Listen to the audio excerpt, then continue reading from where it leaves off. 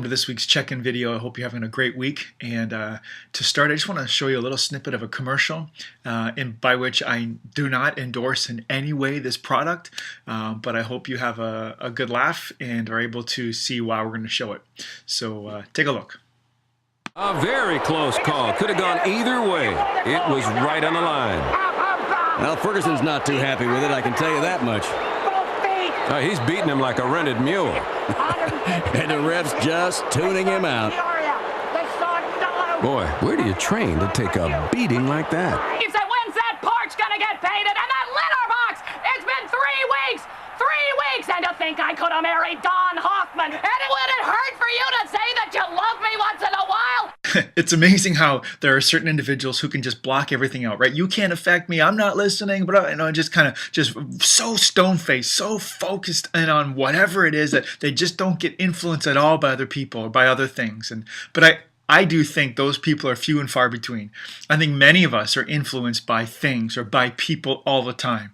Many of us, if we were totally honest, we would say, yeah, you know what? A huge influence in my life is alcohol, is drugs, is complacency, is materialism, is pleasure, is the American, the Canadian dream, healthy, prosperous, successful. That's what I demand. That's the entitlement I have. Whatever it might be, we all have these things that are influencing us in our convictions and in our philosophies on life, our attitudes, our actions, even our faith and how we look at God. And in 2 Peter chapter 2, his address was the influence of people. There were people infiltrating the church who were swaying the church away from Christ. And maybe not coming out and saying, you shouldn't follow Jesus anymore. But through just subtlety and through slight curves and turns and twists of doctrine and belief and stuff, all of a sudden they're leading the church down some pathway that has no hope, no meaning. There's no life there. It's just full of destruction. And that was the just brutal, honest truth of 2 Peter chapter 2. And guys, here's the honest truth. These false teachers, there's no life in here. It's just they're on a pathway of destruction. So don't choose that way. Don't place yourself under the influence of these false teachers. Place yourself under the influence of Jesus Christ. And that's where hope is. That's where your purpose and meaning is. That's where life is.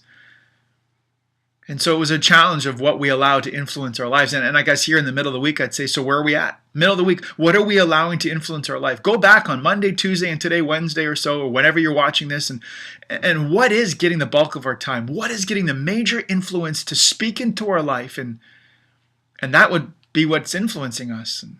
And so I would think, and with my head, I would say, yeah, I know the truth of Jesus Christ. I want Jesus to influence the most of my life.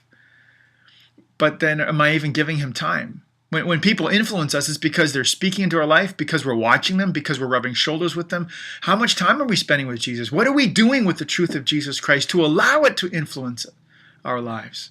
Are we hiding God's word in our truth? Are we worshiping him with our time? Are we thinking and praying and releasing our life over to him? Are we open to his truth to dictate our life and to speak into the things that we're thinking and doing? And do you know what I'm saying? We may say with our head, I want Jesus to influence us, but with our actions, maybe we're not really placing ourselves under the influence of Jesus Christ. And so here we go, midweek.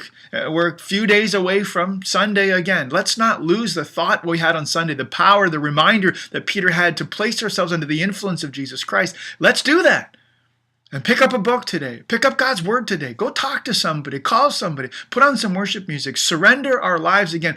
Bow the knee again to the influence of Jesus Christ. And all that's weighing on our heart, give it to Jesus Christ. And allow him to speak into our hearts. Allow him to lead in God. Allow him to influence who we are and what we do.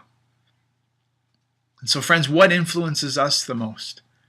It should reflect in our time and how much we think about it and how much we allow it to speak into our lives. I pray that we make the decision today to place ourselves under the influence of Jesus Christ and him only. Thanks for watching. Look forward to seeing you Sunday. God bless.